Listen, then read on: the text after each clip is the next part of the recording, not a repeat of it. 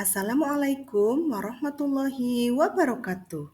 Perkenalkan, saya Haifiatunisa, CGP Angkatan 9 dari SMA Negeri 1 Cililin.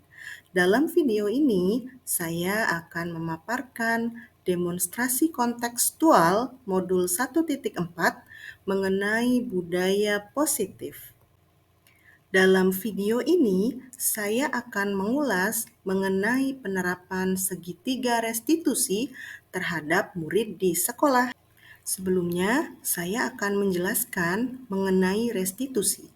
Restitusi adalah sebuah proses menciptakan kondisi bagi murid untuk memperbaiki kesalahan mereka sehingga mereka bisa kembali pada kelompok mereka dengan karakter yang lebih kuat.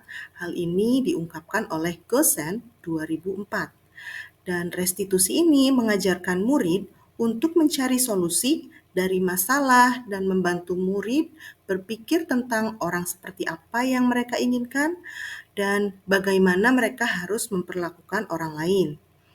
Restitusi juga membantu murid menjadi lebih memiliki tujuan, disiplin positif, dan memulihkan dirinya setelah berbuat salah, sehingga siswa menjadi orang yang menghargai nilai-nilai kebajikan yang mereka percayai.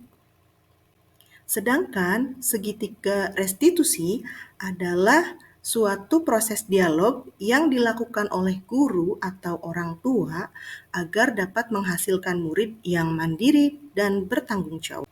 Adapun tahapan segitiga restitusi terdiri dari yang pertama, menstabilkan identitas, yang kedua, validasi tindakan yang salah, dan yang ketiga, menanyakan keyakinan. Menstabilkan identitas berdasarkan prinsip membuat kesalahan adalah bagian dari proses pembelajaran, dan hal ini berperan untuk menggeser identitas murid dari identitas gagal ke sukses. Dan dalam menstabilkan identitas ini, kita tidak boleh mengkritik murid yang sedang mengalami identitas gagal. Yang kedua, validasi tindakan yang salah berdasarkan prinsip setiap perilaku berupaya memenuhi suatu kebutuhan tertentu. Guru akan bergeser dari pemikiran stimulus respon menjadi proaktif.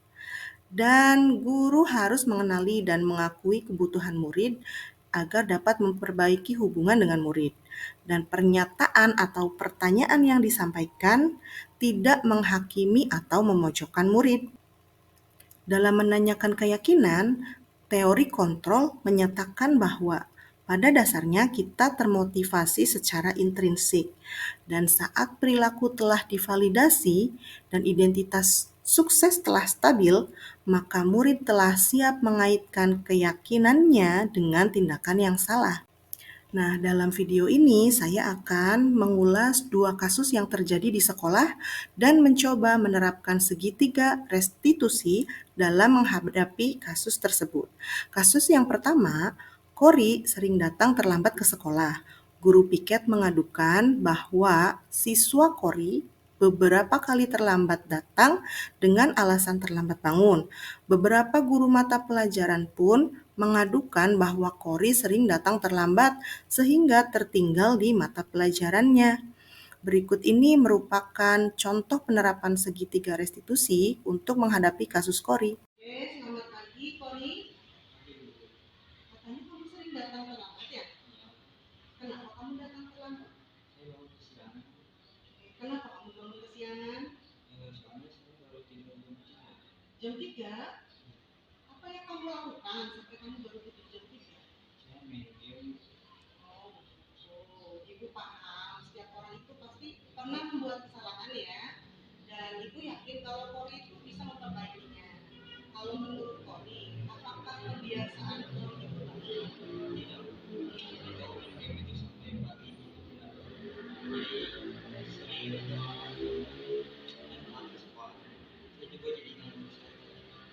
Bagus kalau Kori udah paham.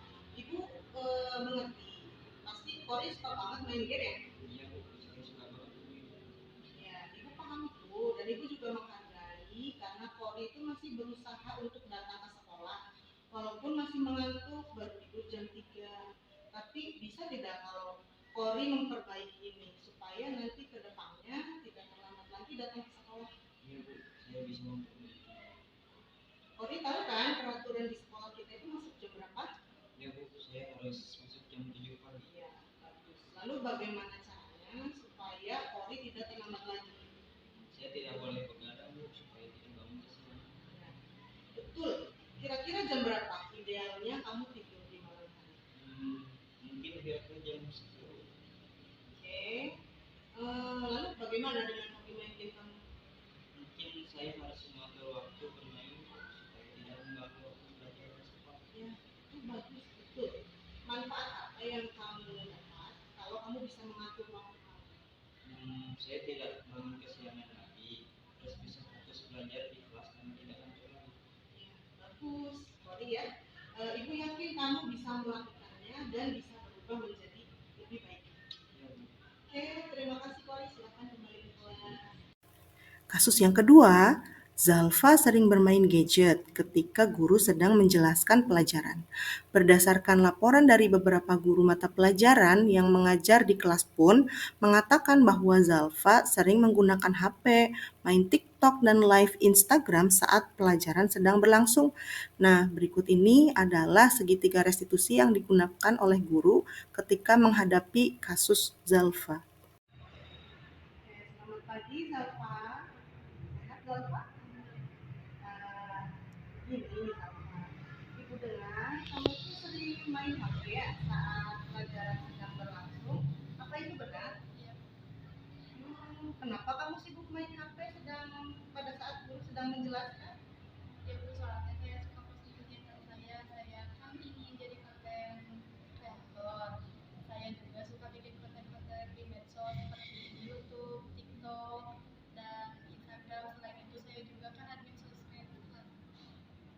Ibu tahu kamu pasti punya alasan kenapa kamu melakukan itu ya, dan hobi kamu itu yang suka bikin konten itu sesuatu yang menyenangkan ya, dan sekarang ini juga banyak orang yang bahkan mendapat keuntungan dari membuat konten. Ya Bu, makanya saya suka buat konten. Ibu paham akan hal itu, tapi menurut kamu apakah tindakan kamu itu sesuai dengan keyakinan kelas kita? Apa keyakinan kelas yang sudah kamu langgar? Menghargai guru yang sedang menjelaskan. Ya, bagus kalau kamu sudah menyadarinya. Lalu bagaimana kamu memperbaiki kesalahan kamu? Saya minta maaf. Bagus Inta. Lalu apalagi yang akan kamu lakukan ke depannya agar kamu bisa menjalankan keyakinan kelas kita? Saya tidak membuat konten setelah pelajaran berlangsung. Betul Sinta. Kalau kamu suka membuat konten itu bagus, asalkan tidak pada saat guru sedang menjelaskan atau saat pembelajaran sedang berlangsung. Silahkan kembali ke kelas ya. Terima kasih. Nama saya Kori dari kelas 10-3. Saya sangat senang bisa berdiskusi dengan Ibu Ica mengenai permasalahan yang sedang saya hadapi. Dengan diskusi ini, saya bisa menyadari kesalahan yang sudah saya lakukan, dan saya juga bisa menemukan solusi atas permasalahan saya, sehingga kedepannya saya bisa datang tepat waktu dan tidak terlambat lagi ke sekolah. Saya juga bisa lebih fokus belajar karena tidak mengantuk. Assalamualaikum warahmatullahi wabarakatuh. Saya Dalva dari kelas 10-3. Saya berterima kasih kepada Bu Ica yang sudah memberikan bimbingan kepada saya. Melalui diskusi dengan Bu Ica, saya diingatkan kembali tentang keyakinan kelas yang sudah saya langgar, yaitu saya tidak menghargai guru yang sedang menjelaskan karena saya sibuk bikin konten.